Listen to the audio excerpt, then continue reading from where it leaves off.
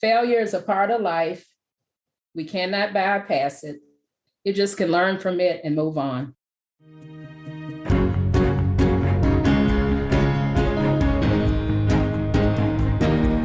Hello, everyone. Welcome to the KTS Success Factor podcast for women, where we talk about challenges senior female leaders face in being happy and successful at work. I'm your host, Dr. Sarah E. Brown. My guest today is Sylvia O'Connor. She overcame poverty to be the first in her family to graduate from college. As the master of It Is Never Too Late to Pursue Your Dreams, she also married for the first time at age 55 and then pursued her dream of becoming her own boss. She has a master's degree in administration, and she now makes her living as a motivational speaker, helping others to fearlessly move on to the next chapters in their lives. Welcome, Sylvia. Thank you. I'm glad to be here. So I am really intrigued. Tell me more about overcoming poverty. What did that look like for you? Well, I overcame poverty by getting an education. I moved from my southern home in Louisiana to Detroit, Michigan, after I graduated from high school to seek a better life up north. I moved with an aunt who was a widow. She did not have much, but she said her passion in life was to help others. She borrowed some money from her church members so I could enroll in college for the first semester until I got my student loan. Living in poverty was basically, I never had enough, whether it was food. I didn't have insurance growing up as a kid.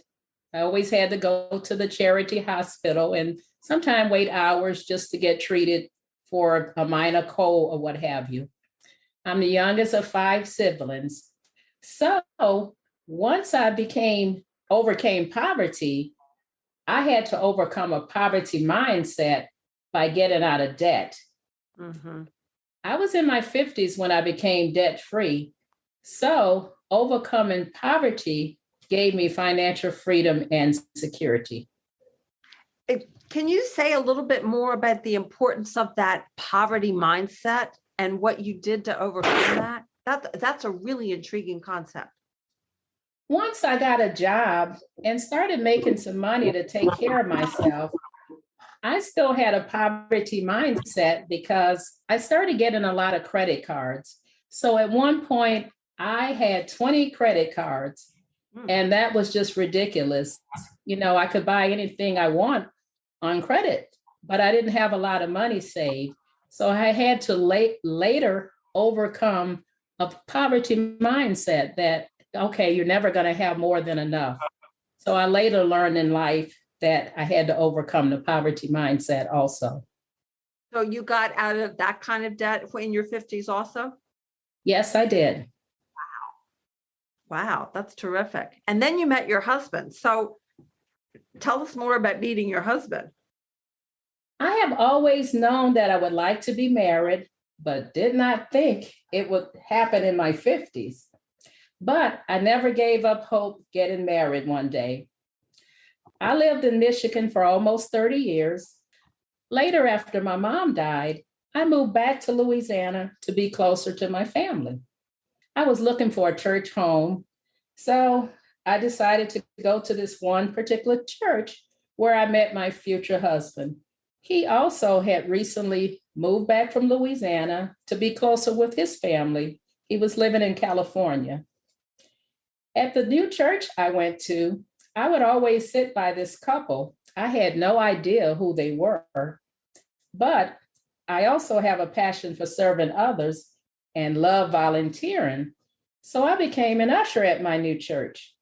My future husband joined the church later, and he also became an usher.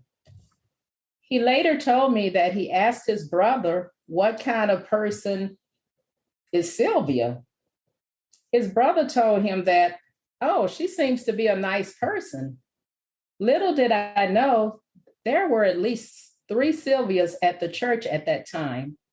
His brother thought he was talking about someone else. He then told me, he said, I'm talking about Sylvia the usher. So I believe God put people or opportunities in our paths.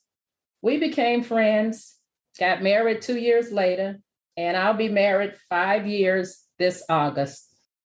Oh, what a great story. And then the final part of this is, how long have you had the dream of being your own boss, and how did that happen for you? I always dreamed of being my own boss. I wasn't sure exactly what I wanted to do. But over 10 years ago, I became a whistleblower. And a whistleblower is basically someone who helps to combat fraud against the government. I worked in healthcare for over 30 years, and I reported healthcare fraud because it was the right thing to do. I could have lost my career or faced other retaliation. However, I did the right thing and later received a nice financial reward. We do not know how we'll be rewarded in life, but I believe if we strive to do the right thing, you never know how you will be rewarded. Mm-hmm. So, what were the biggest obstacles you had to overcome to get to where you are today? I would say fear, overcoming fear. Growing up in poverty, I always had the fear of being homeless. As I stated, I was in a lot of debt at one time and had a lot of credit cards. And I was actually living from paycheck to paycheck with no real savings to carry me over if something happened. You know, everyone always say have an emergency fund, 3 to 6 months, living expense. But I didn't have that. So that always bothered me. Since I felt I didn't have any family members or friends that could afford to help me, I just thought about one day I could be homeless. But once I became a whistleblower and got a nice financial reward, it helped me to pay off my debt and live a debt-free life, and also allowed me to pursue my passion to becoming my own boss. And what is the biggest tip you can leave for the women who are listening to us today? I would say it's never too late to achieve your dreams. Never give up on your dreams. Don't let anyone tell you that you can't achieve anything. Do not let society define you or determine your path. You never know when the right job, right spouse, right opportunity may present itself. You must be ready to receive it. Failure is a part of life. We cannot bypass it. You just can learn from it and move on. Sylvia, just as we leave here, how can our listeners find you to get you to speak to their organizations? I can be reached at sylvia-o'connor.com. And I will put that in the show notes. Sylvia, thank you so much for being with us today. Thank you. Thanks for listening to the KTS Success Factor podcast for women.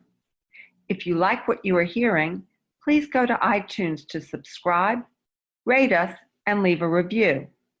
And if you would like more information on how we can help women in your organization to thrive, then go to www.sarahebrown.com.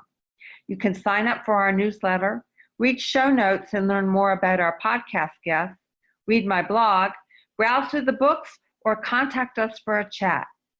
Goodbye for now.